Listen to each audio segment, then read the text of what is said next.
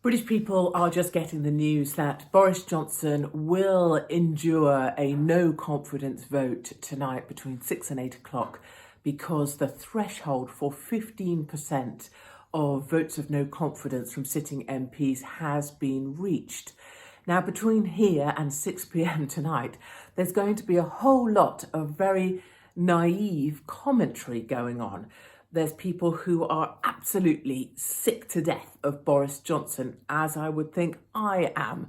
And people like me who completely disagreed with lockdown, who disagreed with policy, who think that lockdown was the greatest hoax in human history. But here's the thing, the vote of no confidence isn't a vote about conservative policy or lockdown policy.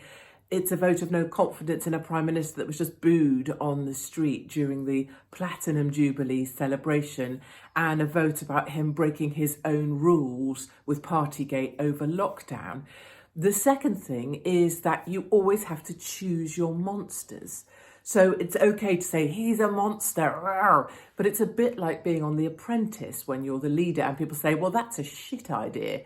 It might be, but you have to have a better idea. So what's your idea then?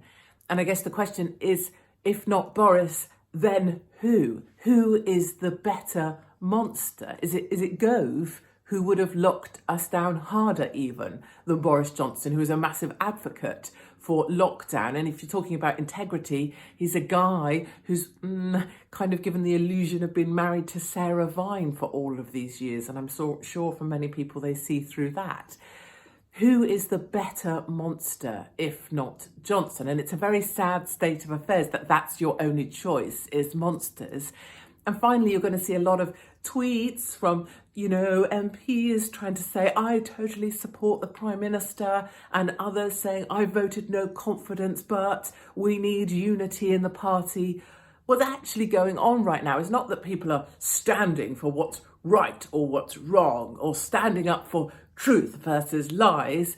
This is all evil snakes trying to work out how best they cling on to their desperate little position. What do I do to best cling on to this lifestyle that I love?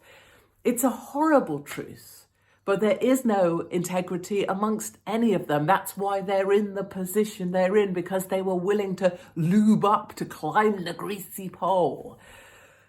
And it's desperately sad, but you have to also be aware of all of the lies and the idiocy that's going to be spouted between here and 6 o'clock tonight. I genuinely think Boris Johnson should have resigned a long time ago. I don't know the best monster to have replaced him, probably Charles, who's my favourite MP.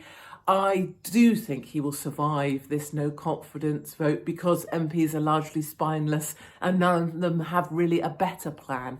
And I suppose finally, there is just that acknowledgement that amongst snakes, it's always going to be a snake that wins this thing. That's why we end up looking at politicians thinking, who actually are these bloody people? Because they've got nothing to do with someone like me.